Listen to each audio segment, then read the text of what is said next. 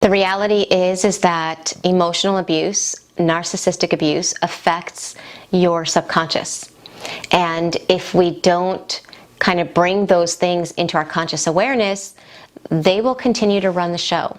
We will continue to act in ways that are in harmony with that subconscious programming, whether the person that programmed it is in our life or not.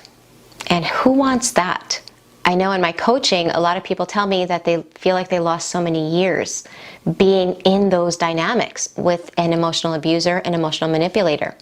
The last thing they want is to be out of the relationship and yet still suffering the consequences. However, that will happen if we don't start bringing into our conscious awareness what's going on. Okay, so with that in mind, let's dive in. For those that don't know me, my name is Michele. I'm a life and relationship coach specializing in complex PTSD.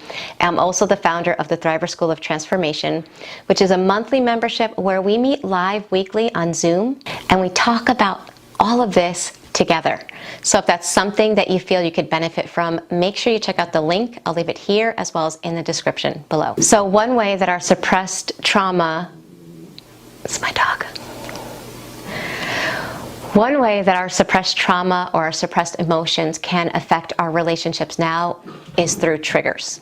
First of all, for those that aren't completely familiar with what a trigger is simply something that reminds us of a past wound, okay? It's usually unintentional. In the present moment, it could be a sight, it could be a smell, it could be somebody's facial expression, somebody's tone of voice, or an action that they're doing that will activate a suppressed emotion or memory. Okay, so for example, let's say Amy, we're going to use Amy as an example.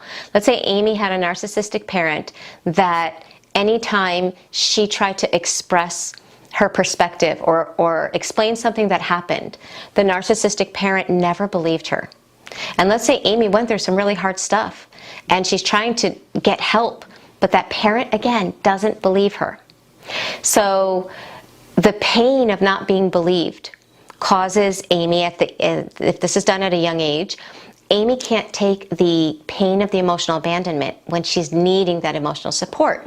So her brain suppresses that pain of not being believed.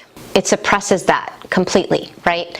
Now she's married, she doesn't even think about those things on a conscious level that happened in the past, and she's talking to her boyfriend or her husband, and she's saying something that sounds kind of difficult to believe, and he's like, oh my God, I don't believe you. Now, he's not saying it like he doesn't believe her. He's really, in his own mind, just thinking like, that's so hard to believe because that sounds crazy. But it triggers her. So what happens? What happens when she's triggered? She comes from that wounded place in the past. When you are triggered, you are not acting as the woman that you are, the man that you are. You are acting from whatever age that wound was suppressed. So if that wound was suppressed at 4, she comes on with the emotional makeup as a 4-year-old. And maybe she has like a temper tantrum. And she's now, flying off the handle about how rude and how unkind he is for not believing her. And he's just thinking, what just happened? Like, I wasn't really trying to say I didn't believe you. I was saying I couldn't believe that something like that could happen.